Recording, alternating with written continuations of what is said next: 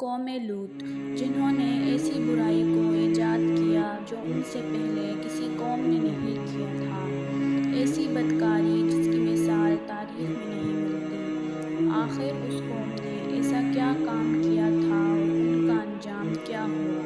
السلام علیکم دوستو، اللہ تعالیٰ نے انسان کو اور جانوروں کو جوڑے میں پیدا کیا، جیسے نر اور مادہ انسانوں میں مرد اور عورت بنائے تاکہ دونوں ایک دوسرے کو جائز طریقے سے خوشی دے سکیں۔ ہم یہاں پر آج لوط علیہ السلام کا ذکر کریں گے۔ لوط علیہ السلام حضرت ابراہیم علیہ السلام کے زمانے کا نبی ہے۔ حضرت لوط علیہ السلام حضرت ابراہیم علیہ السلام کے بھتیجے تھے اور ان پر ایمان لانے والوں میں سے تھے۔ حضرت لوط علیہ السلام کو اللہ تعالیٰ نے ایک ایسی قوم کی طرف بھیجا جو فلسطین یعنی بیت المقدس یا جورڈن کے آس پاس بسی ہوئی تھی، جسے سدوم کہا جاتا ہے۔ یہ سرزمین سرسبز اور شاداب تھی اور یہاں پر ہر طرح کا اناج اور پھلوں کی کثرت تھی۔ اس قوم کے لیے لوط علیہ السلام کو نبی بنا کے بھیجا گیا، اس لیے اس قوم کو قوم لوط کہا جاتا ہے۔ اس قوم میں اس وقت ایسی برائی پائی جاتی تھی جو ان سے پہلے دنیا کی کسی بھی قوم میں نہیں تھی۔ اس قوم کے مرد اپنی نفسیاتی خواہش کو پوری کرنے کے لیے عورتوں کے بجائے مردوں کے پاس جایا کرتے تھے، اور یہ بے حیائی اور برائی اتنی عام ہو گئی تھی کہ وہ اپنے اس برے کام کو برا نہیں سمجھتے تھے بلکہ اس پہ فخر کیا کرتے تھے۔ دوستو، تاریخی روایتوں میں ہے کہ اس بے حیائی کے کام کی شروعات شیطان نے کی تھی۔ وہ ایک خوبصورت نوجوان بن کے آیا اور اپنے ساتھ مردوں کو برا کام کرنے کے لیے بہکایا، اور اس طرح قوم لوط میں یہ برائی پیدا ہو گئی۔ وہ لوگ عورتوں کو چھوڑ کر مردوں سے اپنی ہوس پوری کرنے لگے۔ اس طرح پوری دنیا میں یہ برا کام قوم لوط سے شروع ہوا تھا، اس لیے آج بھی اس برے کام کو لواطات کے نام سے جانا جاتا ہے۔ حضرت لوط علیہ السلام نے اپنی قوم کی اصلاح کی بہت کوشش کی۔ کئی برس ان کے بیچ میں رہ کر دین کی دعوت دیتے رہے، نصیحتیں کرتے رہے اور اللہ تعالیٰ کے عذاب کی دھمکی دیتے رہے، لیکن ان کی قوم پر کوئی اثر نہ ہوا۔ لوط علیہ السلام نے کہا، اے میری قوم، تم لوگ ایسے برے اور بے حیائی کے کام کر رہے ہو کہ آج تک دنیا میں کسی نے نہ کیا۔ یہ بہت گناہ کا کام ہے کہ تم لوگ اپنی عورتوں کو چھوڑ کر مردوں کے پاس جاتے ہو۔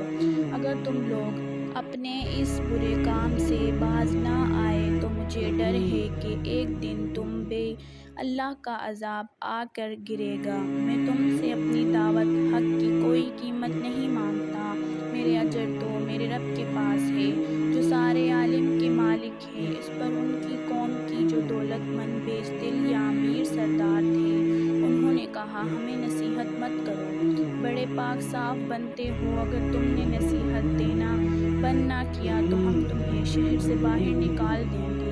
حضرت لوط علیہ السلام کی نصیحتوں کا جب ان کی قوم پر کوئی اثر نہ ہوا سوائے تھوڑے سے لوگوں کے جو ان پر ایمان لائے، تو لوط علیہ السلام نے اللہ تعالیٰ کی بارگاہ میں دعا کی، اے میرے رب، میں نے اپنی قوم میں دن رات تبلیغ کی اور انہیں تیرے عذاب سے ڈرایا، لیکن وہ اپنے کفر میں اور آگے بڑھتے گئے، اور میرے رب اب یہ ایمان نہیں لانے والے، اب ان کا تو ہی فیصلہ کر۔ تب اللہ تعالیٰ نے قوم لوط کی طرف 2 عذاب کے فرشتے بھیجے۔ فرشتے شام ہونے سے پہلے لوط علیہ السلام کے 2 کم سن خوبصورت نوجوانوں کی شکل میں پہنچے۔ وہ ان کے یہاں مہمان بن کے آئے۔ لوط علیہ السلام کو اپنی قوم کے لوگوں کی ہوس کا پتہ تھا، اس لیے جب انہوں نے اپنے کم سن خوبصورت نوجوان مہمانوں کو دیکھا تو وہ غمگین ہو گئے اور دل ہی دل میں سوچنے لگے اور کہنے لگے، آج کا دن بڑی مصیبت کا دن ہے۔ انہیں ان کی فکر لاحق ہوئی کہ کہیں ان کی قوم کے لوگ ان کے مہمانوں کے ساتھ کوئی برا کام نہ کریں، اس لیے وہ جلدی سے اپنے مہمانوں کو اپنے گھر کے اندر لے گئے، لیکن ان کی بیوی دوڑتی ہوئی گئی اور اپنے قوم کے بیک دل اور خبر دی۔ قوم کے بدکار لوگ لوط علیہ السلام کے گھر آ پہنچے۔ لوط علیہ السلام سے کہا، ان لڑکوں کو ہمارے حوالے کر دو، جس پر لوط علیہ السلام نے کہا، یہ میرے مہمان ہیں، میں ان کو ہرگز تم لوگوں کے حوالے نہیں کروں گا۔ تمہیں اللہ کا واسطہ ہے، میرے مہمانوں کے سامنے مجھے ذلیل اور رسوا نہ کرو۔ کیا تم میں سے کوئی بھی بھلا آدمی نہیں ہے؟ اور قوم کی عورتوں کی طرف اشارہ کرتے ہوئے کہا، یہ میری بیٹیاں، قوم کی بیٹیاں ہیں، تم ان سے نکاح کر لو اور اپنی نفسیاتی اور جسمانی خواہش ان سے پوری کر لو۔ لیکن ان کے قوم کے لوگ نہیں مانے۔ کہا، تم اچھی طرح جانتے ہو کہ ہم کیا چاہتے ہیں، ہم تمہیں کل صبح تک کی مہلت دیتے ہیں، کل صبح کے بعد تم ہمیں روک نہیں پاؤ گے۔ یہ کہہ کر وہ لوگ چلے گئے۔ اپنی بے بسی پر حضرت لوط علیہ السلام کی آنکھوں میں آنسو آ گئے۔ وہ چاہ کر بھی اپنے مہمانوں کی حفاظت نہیں کر سکتے، کیونکہ ان کی قوم کسی بدکار لوگوں کی تعداد میں زیادہ اور طاقتور تھی۔ حضرت لوط علیہ السلام نے کہا، کاش مجھ میں تم سے مقابلے کی قوت ہوتی یا میں کسی زبردست کے آسرے پکڑ پاتا۔ تب فرشتوں نے کہا، ہم عذاب کے فرشتے ہیں، اے لوط علیہ السلام، گھبرانے کی ضرورت نہیں، ہم تک تو کیا، وہ آپ تک بھی نہیں پہنچ سکتے۔ اللہ تعالیٰ نے ہمیں آپ کی قوم کو عذاب دینے کے لیے بھیجا ہے۔ آپ اور آپ کے ساتھ جو بھی ایمان لائے ہیں، صبح صادق ہونے سے پہلے اس بستی کو چھوڑ کر دور چلے جائیں، اور خبردار کوئی بھی پیچھے مڑ کر نہیں دیکھے۔ اب اس گنہگاروں میں سے کوئی بھی نہیں بچ پائے گا۔ لوط علیہ السلام اور ان کے ساتھ جو لوگ ایمان لائے تھے، صبح صادق ہونے سے پہلے بستی چھوڑ کر چلے گئے۔ صرف لوط علیہ السلام کی بیوی پیچھے رہ گئی، کیونکہ وہ بھی کافر تھی۔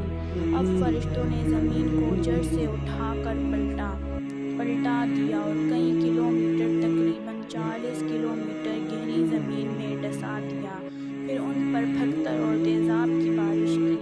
اس طرح ان گنہگاروں کے نام نشان مٹا دیا، کوئی بھی بچ نہ سکا۔ دوستو، جہاں پر قوم لوط پر عذاب ہوا تھا، وہ جگہ آج بھی موجود ہے۔ اسے ڈیڈ سی یا مرا ہوا سمندر، بحر مٹر، بحر لوط کے نام سے جانا جاتا ہے، اور آج بھی ان پر جو عذاب ہوا تھا، اس کی وجہ سے اس سمندر میں مچھلی تو کیا، کوئی کیڑا مکوڑا بھی پیدا نہ ہو سکا، اور اس کا پانی اتنا نمکین ہے کہ کوئی اسے منہ سے لگا لے تو الٹی ہو جائے۔ گنہگاروں اور نافرمانوں کو تو اللہ تعالیٰ اس طرح عذاب دیتا ہے، زندگی میں اور مرنے کے بعد بھی۔ دوستو، لیکن افسوس کی بات ہے کہ انسان ایسی باتوں سے کوئی سبق نہیں لیتا۔ آج کچھ ماڈرن قسم کے لوگ اور یہود اور فراس اس برے کام کو برا نہیں مانتے۔ ایسے برے کام کرنے والوں کو قانونی اجازت دے رہے ہیں۔ اللہ ہم سب لوگوں کو ایسے برے کام اور برے خیالات سے بھی بچائے۔ آمین۔